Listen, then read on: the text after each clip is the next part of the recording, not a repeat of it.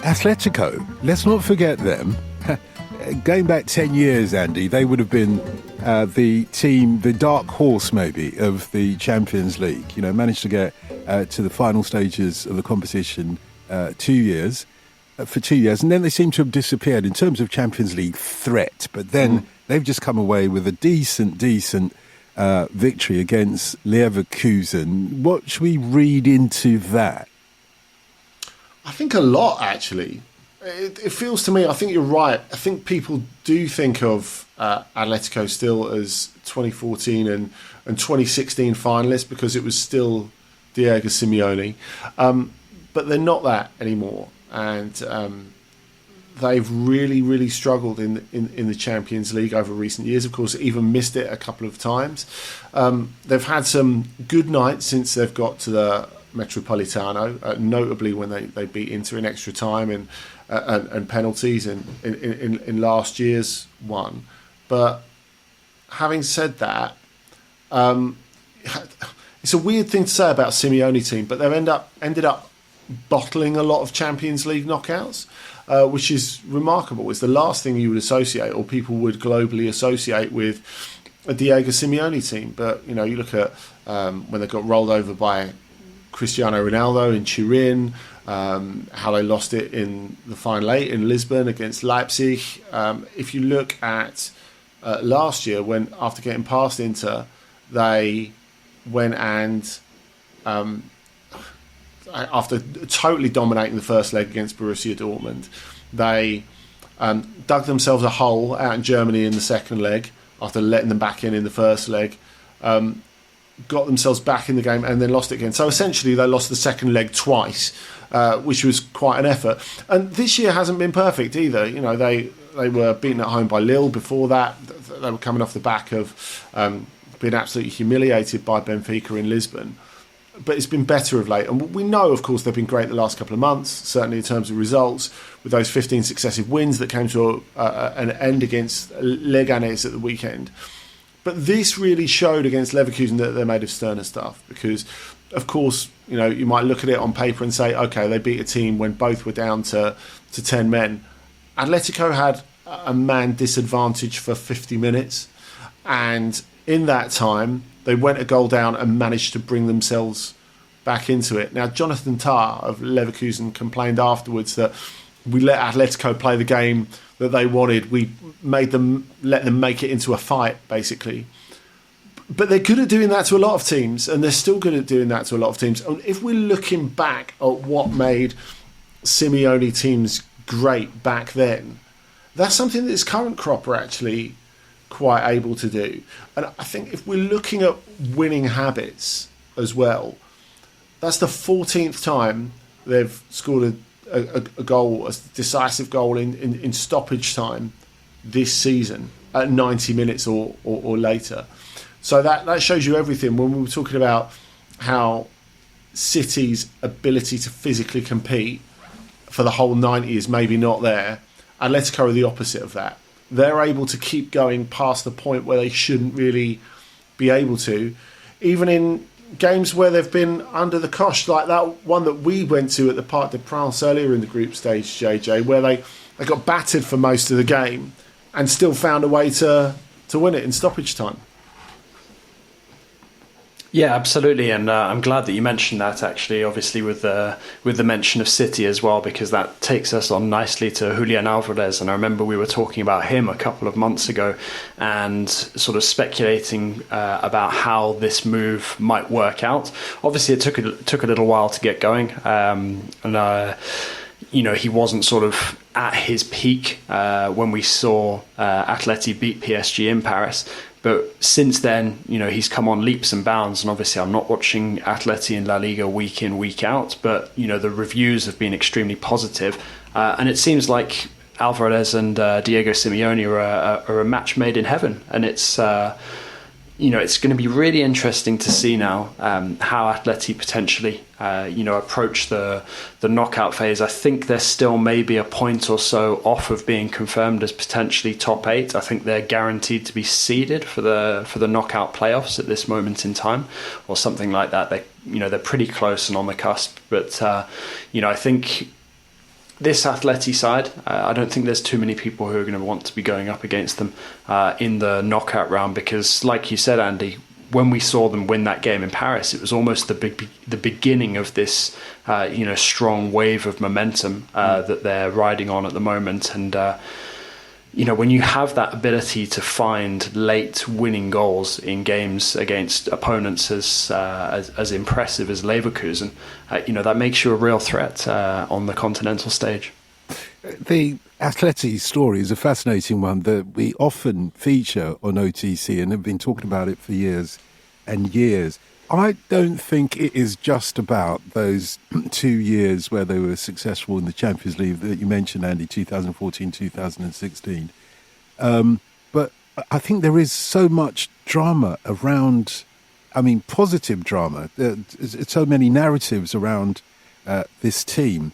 For one thing, Diego Simeone, he is, you've got to give it to him. He has been one of the longest lasting coaches in European football, and you're always second guessing, has he come to the end of his usefulness for Atletico amongst other things? And then he seems to revive his influence there, and Agreed. they can withstand, a player like Griezmann having, gone past his best and everything, and move on and reinvent themselves. And I get a feeling like the relationship that Diego Simeone had with Griezmann is being somewhat replicated in what JJ says about the relationship between Julian Alvarez and Diego Simeone. Would you agree?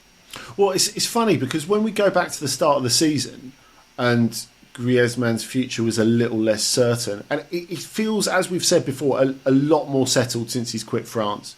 We continue to speculate about the reasons for that, and it's still a bit of a shadow over Didier Deschamps. But I think if we go back to the start of the season, we always said that if we're assuming, and I don't think it's a completely unreasonable assumption, that Antoine Griezmann ends up in MLS at some point, maybe even later this year, who knows.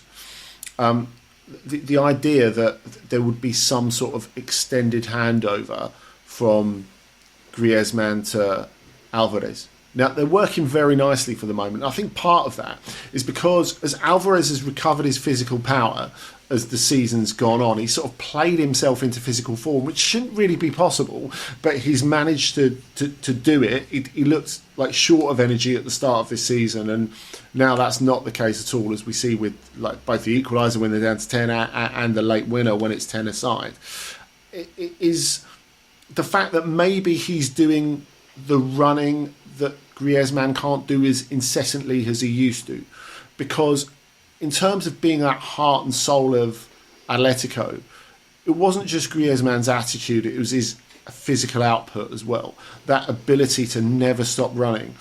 So many players get that responsibility put onto them by, good players get that responsibility over the years put onto them by Simeone, and they can't do it. And Griezmann isn't only able to do that, but he doesn't need to be asked to do that. If you look at him, he's someone who relishes that. He naturally does that. He leans into that. And that's why there's such incredible synergy between him and Simeone. But also, I do think this current set of players has re-energised the coach himself as well. I think if you look at...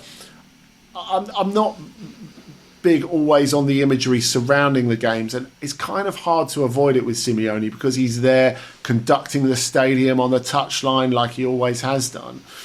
But I think a couple of times this season we've seen him sprint down the touchline and get involved in the celebrations. He did this again after they scored the winner against Leverkusen, and you're like, hang on, he's in his 50s now and he's been in charge since December 2011, and it's like, whoa, I'm still with you, I'm still one of you. And he sprints down the touchline and then he sort of composes himself. It's almost like I feel young again. It's almost like Uncle Albert in the market at Peckham when he gets the back cure from Del Boy. It's like, I'm alive, I've never been so alive. And then he realises, okay, maybe I need to bring this down a notch or two. But he's almost enjoying a a second youth, really, with this team that are hitting the spot for him. How far can they go in this competition?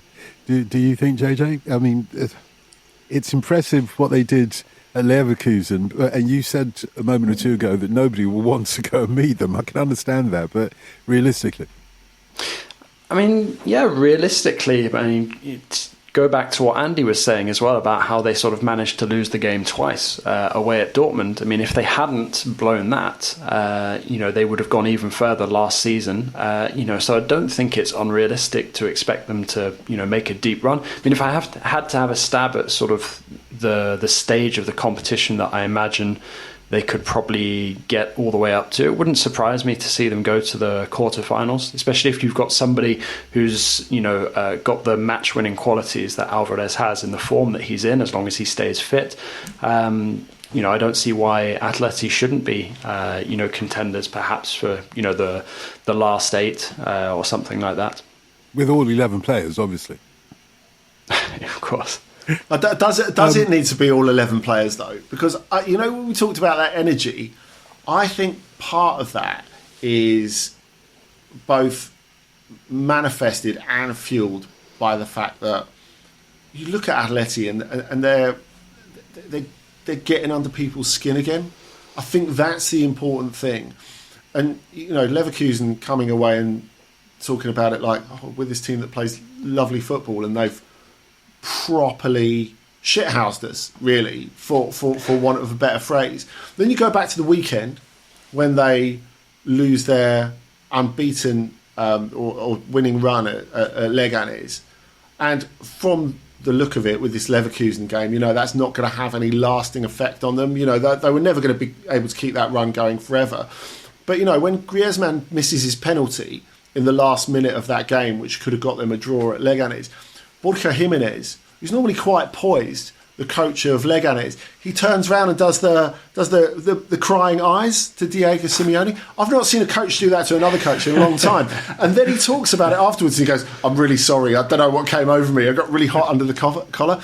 But it's what Atletico do to you. And over this weekend and leading into the Champions League game, Simeone in his press conferences getting into it from distance with Ancelotti, with Dani Ceballos, and Ceballos going, well, he's still not over 2014 and 2016, is he?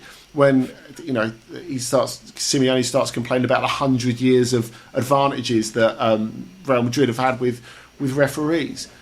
And the fact that they feel that energy, that confidence, that willingness to really go into battle, like on and off the pitch, I think that makes them dangerous in this competition. I mean, they haven't got to a semi-final since 2017.